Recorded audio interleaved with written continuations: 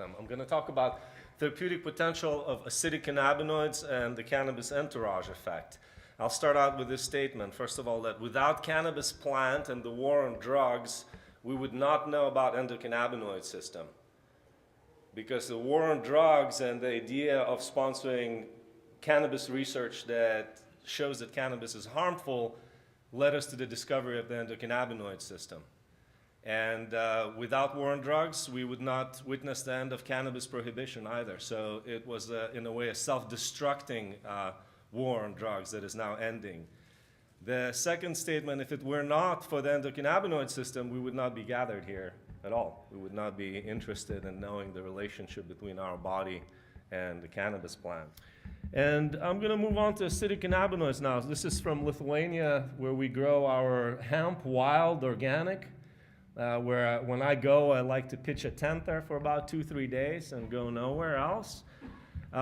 We inspect our plants here, and this is from about, I think, 3 weeks ago. It was beginning of September, actually, so about 4 weeks ago. About 3 weeks before we harvested those plants, they were about 16 feet tall at that time. Hi, my name is Kelly. I'm really interested in the neuroprotective capabilities of cannabinoids, and I'd like to know your thoughts on the acidic or the natural versions of THC acid and CBD acid. Do you think they're more effective for treating things like dementia and neurodegenerative diseases like Alzheimer's, and secondly, are there any trials going on? Because there's lots of anecdotal evidence about this stuff, and I'd like to hear more. It's a great question. Neuroprotective effects of cannabinoids. Let's start with the U.S. government owning the patent on cannabinoids as neuroprotective. There is evidence, and there is evidence mostly for neutral cannabinoids, so THC and CBD.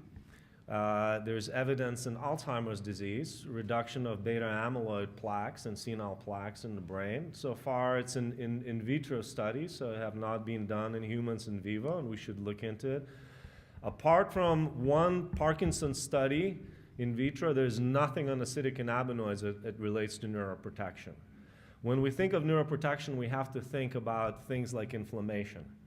When the brain is on flames, things are not good. When the brain is inflamed, it's associated with epilepsy, it's associated with dementia. And so controlling these processes that we know it controls inflammation is very likely is what's also contributing to neuroprotection. Now, if we look at human studies, to my knowledge, they're very limited to survey studies, and I just learned that I think Tilray is doing a PTSD study. So I think that's also important to see what results are going to come from that.